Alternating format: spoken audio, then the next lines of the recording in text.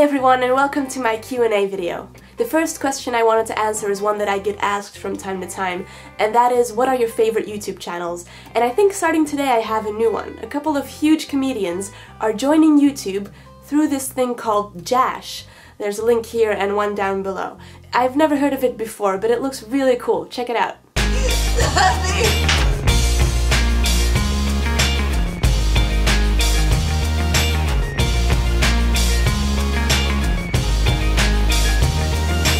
So yeah, I'm really excited about Sarah Silverman and Michael Cera joining YouTube, and I can't wait to discover the other huge comedians on the channel as well. Some of the other YouTubers that I follow are, of course, my brothers, OG Furious, and my other brother Reese is working with Athene Wins, and they've just launched a new series called Throne of Games, which is really funny, so definitely check that out.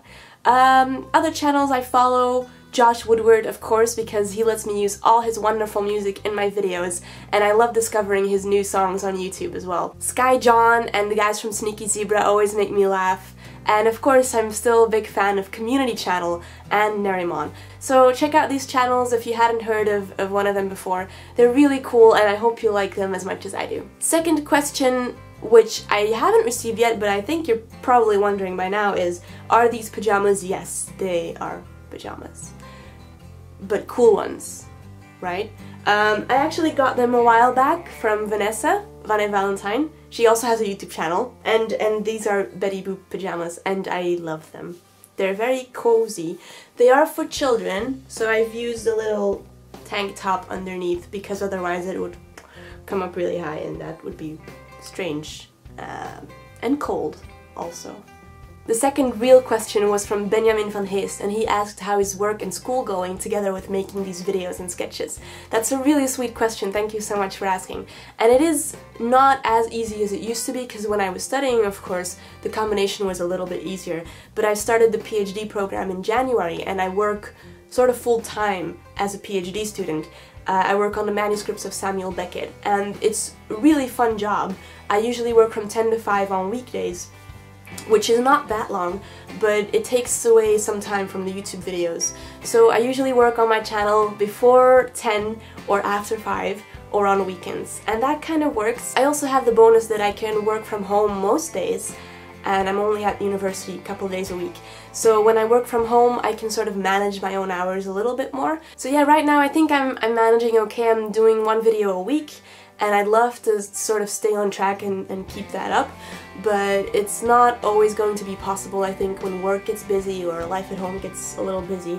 But for now it seems to be working fine, and I promise I won't disappear on you guys. Another question was from Expo98, and he asked why not do more book interpretations. That's really good that you reminded me, because I love doing those, and sometimes I just think that no one else really likes them but me. So it's good to know that you do, and we'll definitely start that up again. Maybe we should start like a book club thing.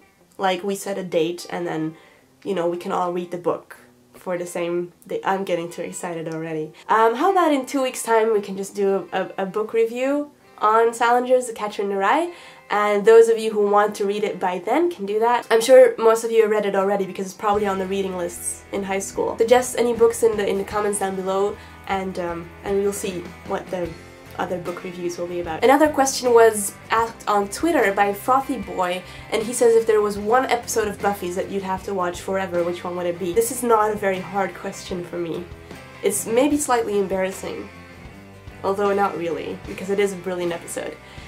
It's the musical episode, which is called Once More with Feeling, and I just think it's the best Buffy episode ever, because it doesn't take itself very seriously. Not that Buffy ever does that, but this one especially, I think, is good at that, and it really has a lot of storyline development in the episode, and I just think is brilliantly written and executed. So, loved that episode. I've already watched it over 10 times, I fear. I keep watching it again and again when I feel like I want to have a Buffy moment. That's the episode I go to. So yeah, I'm gonna ask you guys that question as well. If there was one Buffy episode that you would want to watch forever, which one would it be? Leave me a comment below. I'm really curious to find out which one you suggest. On Instagram, a couple of you commented on the picture I posted of my new desktop computer and asked me for the specs. It's an Acer Predator. that's pretty much all I know about it. It's a really good PC, and here are the specs for it if you want to read them.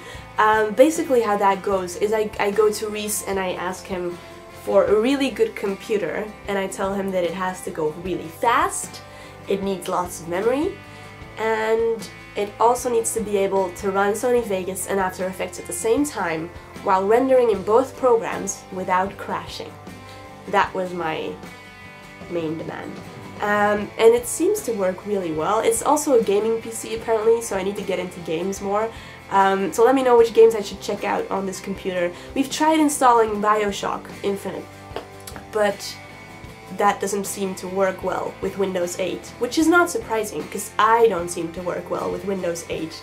I've also named my computer. I think a lot of you already know that I name my devices, mostly because it creates a better bond between us. So my computer is named Hal, because I also want to insert sort of a voiceover thingy that goes, "What are you doing, Dave?" each time someone touches a computer and it's not me. So that's something I want to do. I don't know if it's gonna work.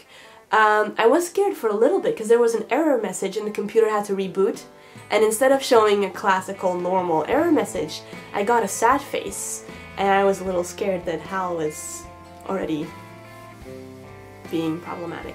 But anyway, the computer is really awesome, I love it, and it's gonna make editing so much easier and it happens so much faster. So I'll have more time to make extra videos, and that can only be good.